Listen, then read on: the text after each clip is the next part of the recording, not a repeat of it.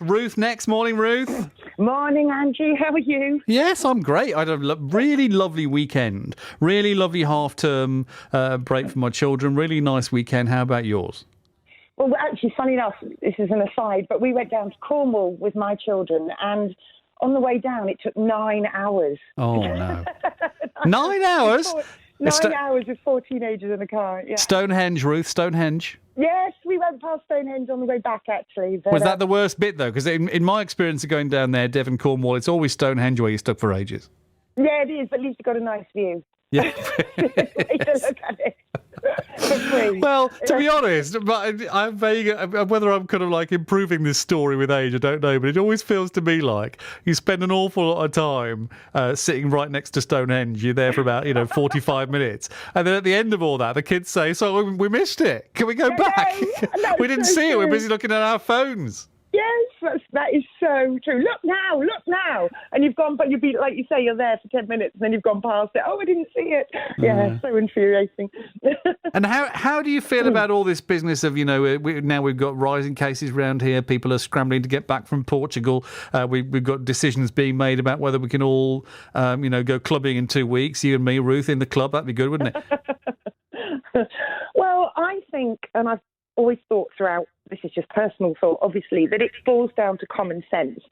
And if you keep your distance and you wear your mask when needed, I think it probably is sensible to do these tests, if the PCR test, if they're available, because then you're safe and you can move around freely with common sense. I appreciate that it's disruptive.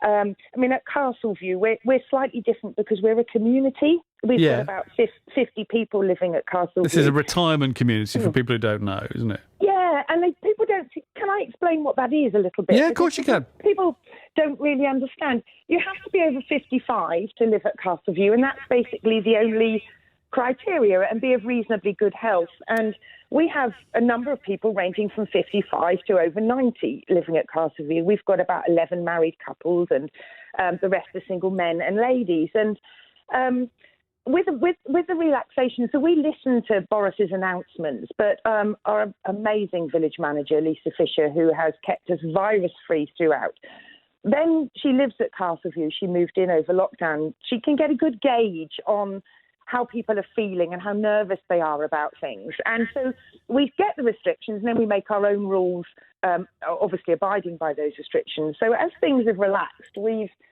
allowed visitors in apartments. They can have 2 visitors in apartments, but we haven't allowed a sort of free flow. Outside you can meet, that's fine. And then coming towards June the 21st, we've got a restaurant as well, of course, so we haven't allowed visitors to that yet, even though many restaurants have opened up. But coming to June the 21st, if we just said, right, everybody can invite all your family and friends, we could probably have 150, 200 people in the building. So, again, we're taking common sense approach. And on June the 21st, we're holding a summer solstice barbecue on our roof terrace, and we'll probably... Summer solstice barbecue on the roof terrace? This sounds amazing. Yeah. I know, it is amazing. I'll be there. Sounds incredible. Well, if the rules have changed, I might be there. Who knows? Brilliant. You'll be very, very welcome, but I'll have to check with Lisa first. Yeah, no one does anything without checking with Lisa. Thank you very much, Ruth.